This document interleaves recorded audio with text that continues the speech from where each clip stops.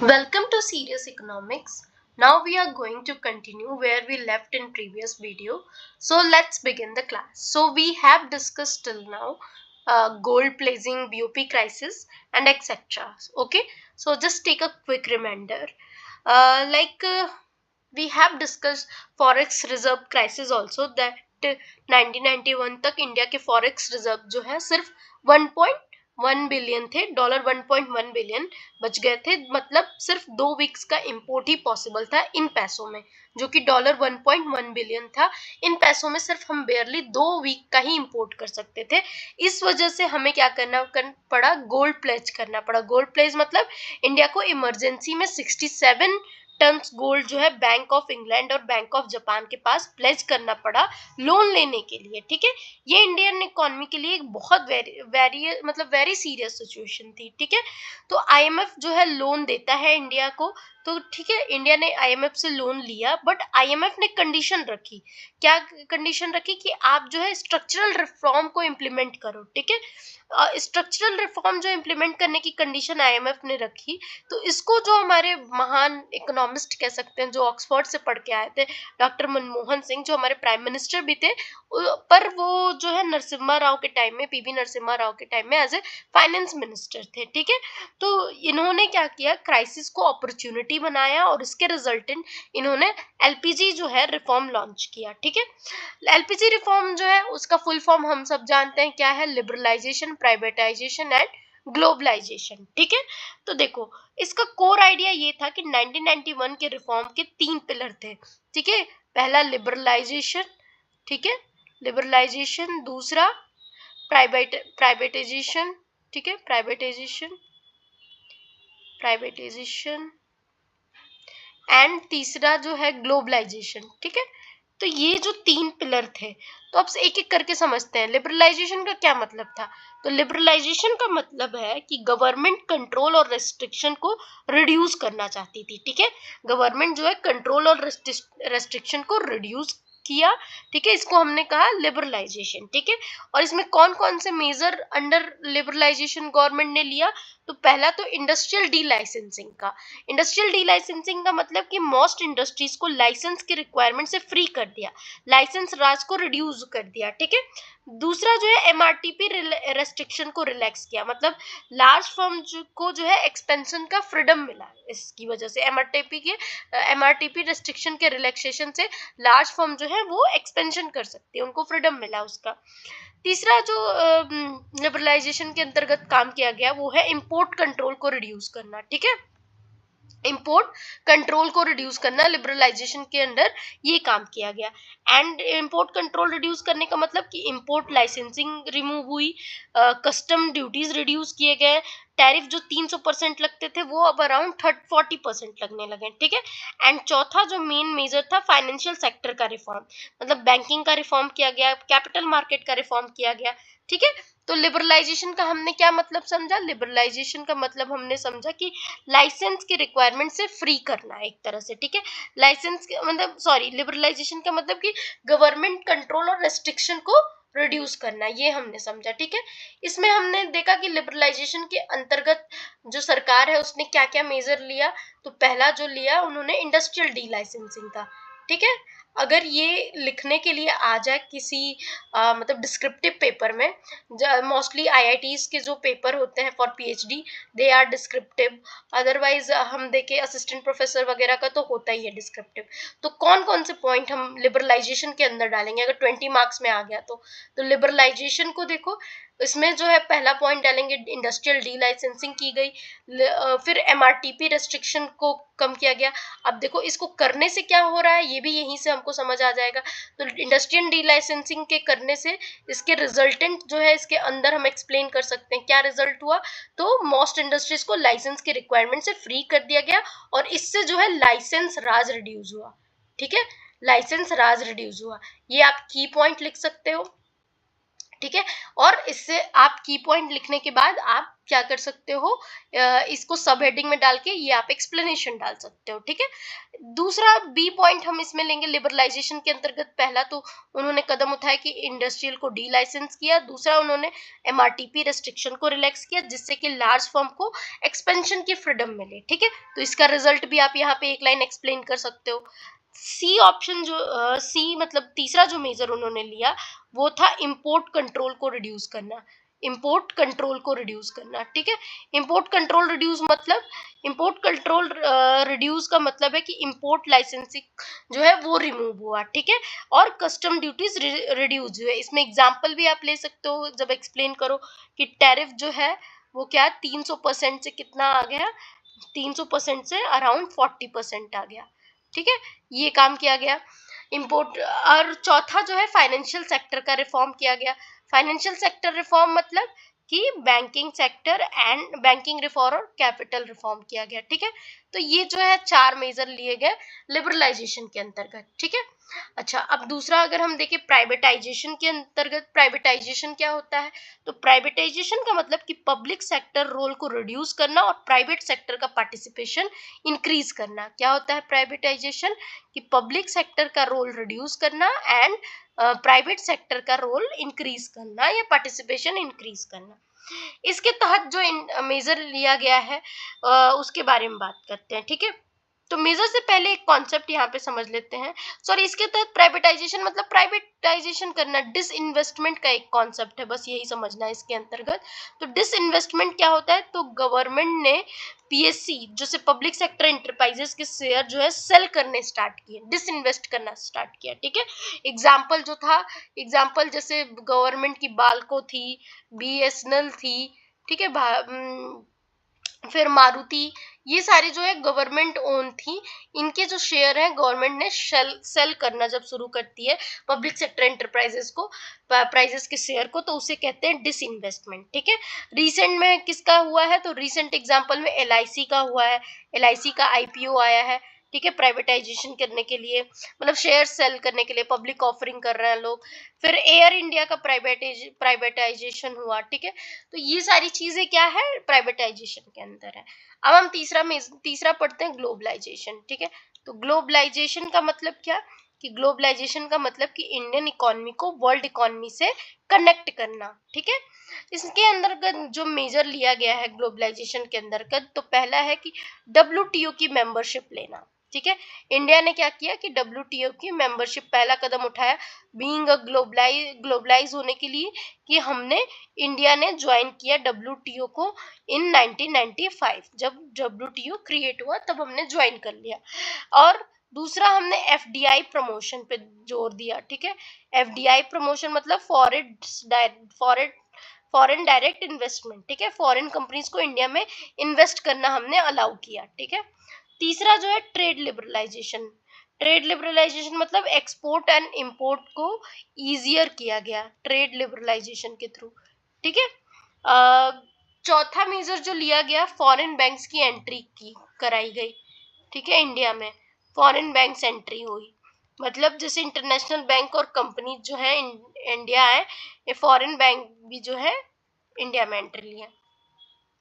Result क्या हुआ, अगर आपको 20 मार्क्स में पूछ दे, आपने प्राइवेट लिबरलाइजेशन लिखा, ग्लोबलाइजेशन लिखा, प्राइवेटाइजेशन लिखा, एंड में आप लिखोगे रिजल्ट क्या हुआ इस चीज का, तो रिजल्ट जो है एलपीजी रिफॉर्म का ये हुआ कि पहला रिजल्ट तो हुआ higher growth, higher economic growth. मतलब हायर इकोनॉमिक ग्रोथ कैसे, मतलब अभी पता चलेगा। इसके अंतर्गत आप लिखोगे हायर इकोनॉमिक ग्रोथ के अंतर्गत, हायर इकोनॉमिक ग्रोथ के अंतर्गत आप लिखोगे कि जो जीडीपी ग्रोथ है वो 3.5% जो है हिंदू रेट ऑफ ग्रोथ से इंक्रीज होकर 6 to 8% हो गई, ठीक है। किसी इकोनॉमिस्ट ने उस वक्त जब हमारी कंट्री स्टेगनेंट हालत में थी, तो उस वक्त जो है उसने एक टर्म दिया था इकोनॉमिस्ट ने, हिंदू रेट ऑफ ग्रोथ, ठीक है। शायद जेएस भगवती, मुझे याद नहीं आ रहा है तो अभी मैं कमेंट नहीं करूंगी। तो हिंदू रेट ऑफ ग्रोथ जो है 3.5% से, जिसे माना गया जो ये कांस्टेंट ग्रोथ रेट था, मतलब बढ़ नहीं रहा था, ग्रोथ नहीं हो रहा था, इसको हिंदू रेट ग्रोथ बोला था किसी इकोनॉमिस्ट ने। बेसिक ग्रोथ रेट ही है ये। तो 3.5% से होके हम कितने तक, इसका रिजल्ट क्या हुआ एलपीजी रिफॉर्म का, हम 6 to 8%, जो आज हम ग्रो कर रहे हैं ना, इतना परसेंट हम चले आए आए थे ड्यू टू दिस पॉलिसी, ठीक है। अच्छा, दूसरा आईटी सेक्टर का बूम हो गया। आईटी सेक्टर रिजल्टेंट क्या हुआ कि आईटी सेक्टर में बूम आया ड्यू टू ग्लोबलाइजेशन कह सकते हो। क्या हुआ कि सॉफ्टवेयर एक्सपोर्ट और आईटी इंडस्ट्री जो है रैपिडली ग्रो हुई। इंडिया जो है क्या हो गया कि बिकम आईटी सुपर पावर बन गया, ठीक है, सॉफ्टवेयर का सुपर पावर हम लोग बन गए, ठीक है।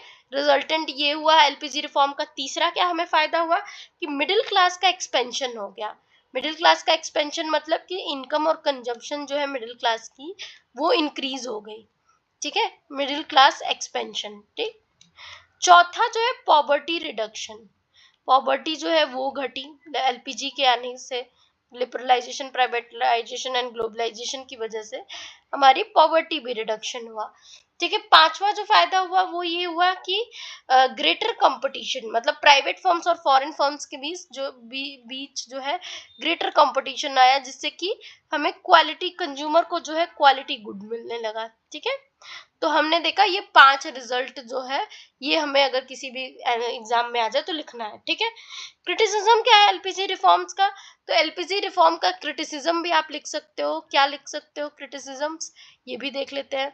तो क्रिटिसिज्म ये है एलपीजी रिफॉर्म का कि प्रॉब्लम ये थी कि इससे इनइक्वालिटी इंक्रीज हुई, मतलब ग्लोबलाइजेशन और प्राइवेटाइजेशन और इस क्या कह सकते हैं लिबरलाइजेशन की वजह से ये जो एलपीजी रिफॉर्म है इससे इनइक्वालिटी इंक्रीज हुई, रीजनल इम्बैलेंसेस क्रिएट हुए, ठीक है, रीजनल इम्बैलेंसेस, ठीक है। तीसरा क्या हुआ, एग्रीकल्चर जो है निग्लेक्ट हुआ इस चक्कर में, इंडस्ट्रियल वे में हम ज्यादा बढ़ने लगे, एग्रीकल्चर निग्लेक्ट हुआ। एंड चौथा जो है जॉबलेस ग्रोथ कंसर्न हो, जॉबलेस ग्रोथ हुई,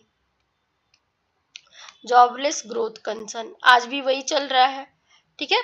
तो ओवरऑल हम 20 मार्क्स का क्वेश्चन हमने तैयार कर लिया। अंडरस्टैंडिंग डेवलप की, लिबरलाइजेशन क्या उसके अंदर मेजर देखे, देन हमने प्राइवेटाइजेशन समझा, देन हमने ग्लोबलाइजेशन समझा, एंड देन हम क्या समझे, रिजल्ट इसके लिखा, हमने क्रिटिसिज्म लिखा, that's it. This is the best perfect answer anybody can write in their exam, ठीक है। ओके, अब हम समझते हैं फाइनल कंक्लूजन क्या लिखना है। 1991 के रिफॉर्म ने इंडियन इकोनॉमी को ओपन किया, लाइसेंस राज रिड्यूस किया, फॉरेन इन्वेस्टमेंट को अट्रैक्ट किया एंड ग्रोथ को एक्सेलरेट किया, ठीक है। ओवरऑल कह सकते हैं कि 1991 रिफॉर्म ने इंडियन इकोनॉमी की इंटायर डायरेक्शन को चेंज कर दिया, ठीक है। अब पहुंचते हैं हम ब्लॉक 4 पे। ब्लॉक 4 क्या है, which is agriculture, structure, green revolution and food security, ठीक है। तो एग्रीकल्चर इंडिया की बैकबोन है, ये 1.4 बिलियन पॉपुलेशन को फूड प्रोवाइड करता है और लार्ज वर्कफोर्स को एम्प्लॉयमेंट देता है, ठीक है। बट प्रॉब्लम ये है कि एग्रीकल्चर में बहुत लोग काम करते हैं लेकिन जीडीपी कंट्रीब्यूशन कंपैरेटिवली क्या होता है, कम होता है, ठीक है। इस ब्लॉक का क्या थीम है कि एग्रीकल्चर इंडिया की बैकबोन है, ये 1.4 बिलियन पॉपुलेशन को फूड प्रोवाइड करता है और लार्ज वर्कफोर्स को एम्प्लॉयमेंट देता है। बट प्रॉब्लम ये है कि एग्रीकल्चर में बहुत लोग काम करते हैं लेकिन जीडीपी कंट्रीब्यूशन उनका कंपैरेटिवली कम होता है, ठीक है। देखो, अब हम बात करते हैं structure of Indian agriculture. Indian agriculture का स्ट्रक्चर क्या है इसके बारे में समझते हैं। तो देखो, इंडियन एग्रीकल्चर का इसका कोर आइडिया ये है स्ट्रक्चर को समझने का कि इंडियन एग्रीकल्चर की मेजर कैरेक्टरिस्टिक्स है, क्या है कि पहला तो इंडियन एग्रीकल्चर में जो स्मॉल लैंड होल्डिंग्स हैं, छोटे छोटे लैंड होल्डिंग्स है, ठीक है। मानसून की डिपेंडेंस है, ठीक है, मानसून पे बहुत ज्यादा डिपेंडेंस है। दूसरा स्ट्रक्चर क्या है एग्रीकल्चर का हमारे की, लो प्रोडक्टिविटी है, poor infrastructure and rural poverty है, ठीक है। ये जो है स्ट्रक्चर है इंडियन एग्रीकल्चर का। तो देखो, small and fragmented land holding की बात करें तो इंडिया में मेजॉरिटी फार्मर जो है वो स्मॉल और मार्जिनल फार्मर्स हैं, मतलब कि लैंड जो है बहुत छोटी छोटी होती है, डिफरेंट प्राइजेस में डिवाइड होती है और इससे प्रॉब्लम क्या होती है कि मॉडर्न मशीनरी जो है यूज करने में डिफिकल्टी होती है, प्रोडक्टिविटी जिसके कारण लो होता है, ठीक है। पहला हमने क्या देखा, स्मॉल एंड मार्जिनल फार्मर है, ठीक है। फ्रैगमेंटेड लैंड है, ठीक है, फ्रैगमेंटेटेड लैंड है, ठीक है। अब बात करते हैं बी जो दूसरा हम देखेंगे तो डिपेंडेंस ऑन मानसून। ठीक है, पहला तो हमने देखा स्मॉल एंड फ्रैगमेंटेड लैंड है। दूसरा हमारा कारण क्या है, क्या कहते हैं इंडियन एग्रीकल्चर का, मतलब सॉरी इंडियन एग्रीकल्चर का दूसरा क्या है मतलब स्ट्रक्चर, तो डिपेंडेंस बहुत ऑन मानसून पे है। ठीक है, इंडिया का एग्रीकल्चर जो है हैविली रेनफॉल पर डिपेंडेंट रहता है।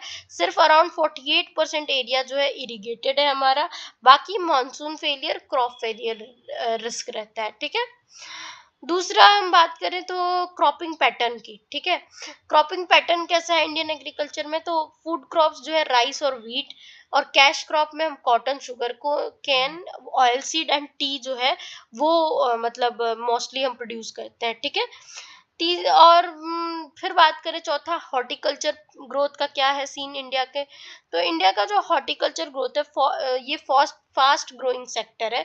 जैसे कि फ्रूट हुआ, वेजिटेबल हुआ, फ्लावर्स हुए। ठीक है, इंडिया जो है वर्ल्ड लीडर है किसमें, मिल्क, पल्सेस और जूट प्रोडक्शन में, याद रखना। ठीक है, इंडिया जो है किसमें वर्ल्ड का लार्जेस्ट प्रोड्यूसर है, milk, pulses, jute and jute और टी में। ठीक है, और सेकंड लार्जेस्ट किस में है, तो सेकंड लार्जेस्ट व्हीट और rice, sugar cane, cotton, fruits and vegetable में है। ठीक है, अच्छा सेकंड लार्जेस्ट जो है इसमें है और फर्स्ट लार्जेस्ट जो है इसमें है। ठीक है, इरिगेशन की बात करें तो सिर्फ 48% जो है नेट सोन एरिया जो है इरिगेटेड है, रेस्ट जो है मानसून पे डिपेंडेंट है, हायर वेरिएबिलिटी रिस्क क्रिएट करती है।